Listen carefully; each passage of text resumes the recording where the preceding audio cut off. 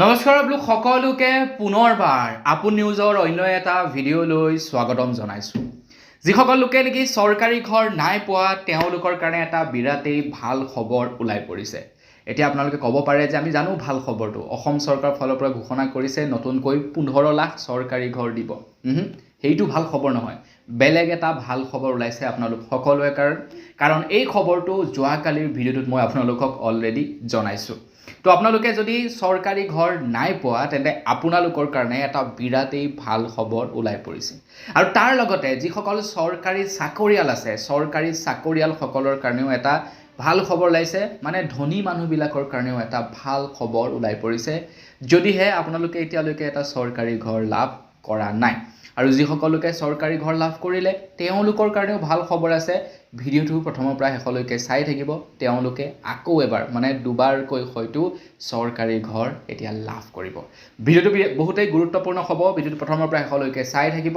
মই শ্ৰীপাঞ্জি গগৈ, আপোনালোকে চাই আছে আপোন নিউজ। আহক আৰম্ভ কৰোঁ আজিৰ ভিডিঅ'। আগবাঢ়িছোঁ আজিৰ খবৰটোৰ ফালে। খবৰটো দিয়াৰ আগতে লাইক এটা কৰিবলৈ নাপাহৰিব আৰু চেনেলটো যদি ছাবস্ক্ৰাইব কৰা নাই তেন্তে চেনেলটো ছাবস্ক্ৰাইব কৰি ল'ব, এনেকুৱা ধৰণৰ খবৰবিলাক যাতে আপোনালোকে এই চেনেলটোত চাই থাকিবলৈ পায়। এতিয়া আপোনালোকে পকী ঘৰ পালে নে নাই পোৱা চৰকাৰৰ ফালৰ পৰা কমেণ্ট ছেকশ্যনত জনাব। প্ৰথমে জনাই লওঁ ধনী মানুহবিলাকৰ কাৰণে ওলোৱা ভাল খবৰটো। এতিয়া চৰকাৰী চাকৰিয়ালসকলকো অসম চৰকাৰৰ ফালৰ পৰা ঘৰ বনাবৰ কাৰণে আৰ্থিক অনুদান আগবঢ়াব বুলি জনাইছে। চৰকাৰী চাকৰিয়াল যিসকলে অসম চৰকাৰৰ চাকৰি কৰে তেওঁলোকে এতিয়া চৰকাৰৰ ফালৰ পৰা চৰকাৰী ঘৰ বনাবৰ কাৰণে আৰ্থিক অনুদান লাভ কৰিব। এতিয়া আপোনালোক যদি চৰকাৰী চাকৰিয়াল তেনেহ'লে আপোনালোকে এটা নিজাববীয়াকৈ ঘৰ বনাবৰ কাৰণে কি কৰে? আপোনালোকে নিশ্চয় লোন ল'ব লাগে, কাৰণ এটা ঘৰ বনাবৰ কাৰণে যিমান টকাৰ প্ৰয়োজন হয় ইমান টকা কোনো এজন ব্যক্তিয়ে সাঁচি নিৰ্মাণ কৰিবগৈ নোৱাৰে। তেখেতলোকে লোনৰ সহায় ল'বই লাগে। তো আপুনিও চাগে লোনৰ সহায় লৈয়ে নিজৰ ঘৰটো নিৰ্মাণ কৰে যদি চৰকাৰী চাকৰিয়াল। বাকীবিলাকৰ কথা কোৱা নাই আৰু চৰকাৰী চাকৰিবিলাকৰ কাৰণে কৈছোঁ।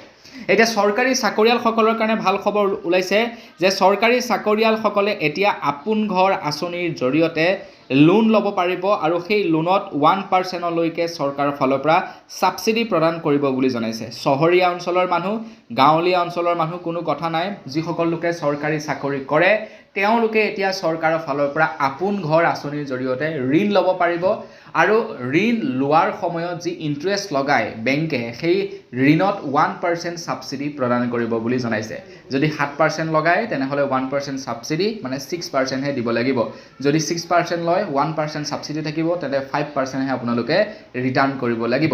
এইটো অসম চৰকাৰৰ ফালৰ পৰা আপোনালোক সকলোৰে কাৰণে সুবিধা প্ৰদান কৰিছে যদি আপুনি এজন চৰকাৰী চাকৰিয়াল। এতিয়া আগবাঢ়িছোঁ মেইন খবৰটোৰ ফালে। যিসকল লোকে চৰকাৰী ঘৰ লাভ কৰিলে আৰু যিসকল লোকে চৰকাৰী ঘৰ লাভ কৰা নাই তেওঁলোকৰ কাৰণে ওলোৱা ভাল খবৰটো কি?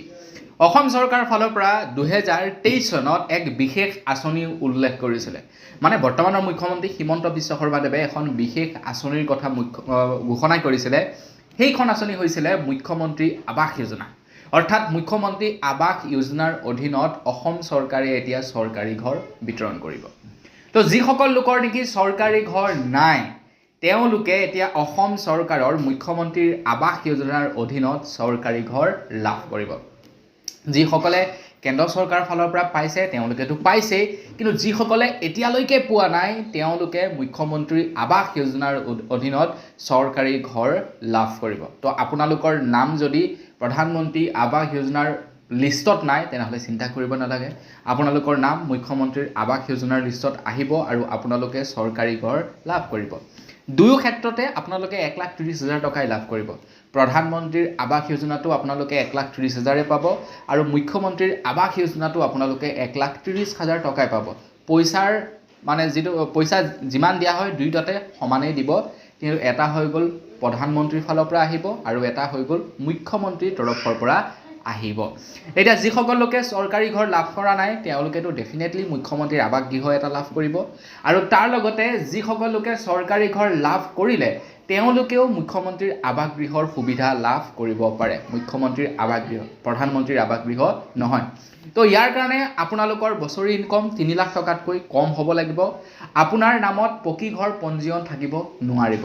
ভাৰতবৰ্ষৰ যিকোনো স্থানত আপোনাৰ নামত পকী ঘৰ পঞ্জীয়ন থাকিব নোৱাৰিব।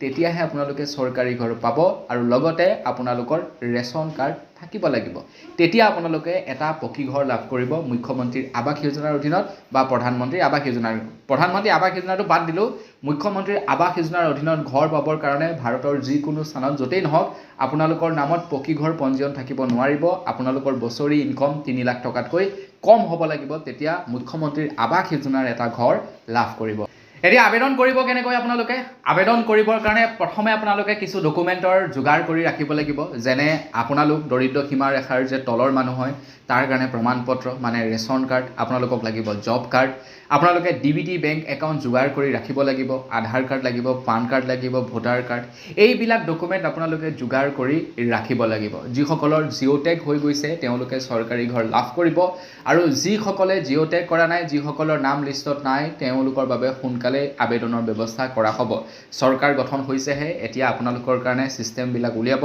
আৰু সেই সিস্টেম মতেই আপোনালোকে আবেদন কৰিব পাৰিব আৰু তাৰ লগতে যিসকল লোকে নেকি চৰকাৰৰ ফালৰ পৰা 1% সাবসিডিত ঋণ ল'ব বিচাৰে তেওঁলোকে চৰকাৰী পৰ্টেলত PMAY youth গৈ আবেদন কৰিব লাগিব PMAY youth গৈ আবেদন কৰিলে তেওঁলোকে 1% সাবসিডি লাভ কৰিব তো এই দুটা মাধ্যমৰ জৰিয়তে আপোনালোকে আবেদন কৰিব পাৰিব চৰকাৰী ঘৰ পাওক বা নাপাওক সকলোৰে কাৰণে এতিয়া ভাল খবৰ মুখ্যমন্ত্ৰীৰ আৱাস যোজনাৰ অধীনতো অসম চৰকাৰে এতিয়া ঘৰ বিতৰণ কৰিব তো বন্ধুসকল আজিৰ ভিডিঅ'ত জনাবলগীয়া খবৰ ইমানটোৱে আছিলে খবৰটো জানি কেনে পালে সেই সম্পৰ্কত জনাব যদি ভাল লাগিলে লাইক এটা কৰি দিব চেনেলটো সাবস্ক্ৰাইব কৰা নাই সাবস্ক্ৰাইবটো কৰি ল'ব পুনৰ এবাৰ লগ পোৱাৰ আশা কৰিলোঁ বিদায় মাগিছোঁ ধন্যবাদ জয় অসম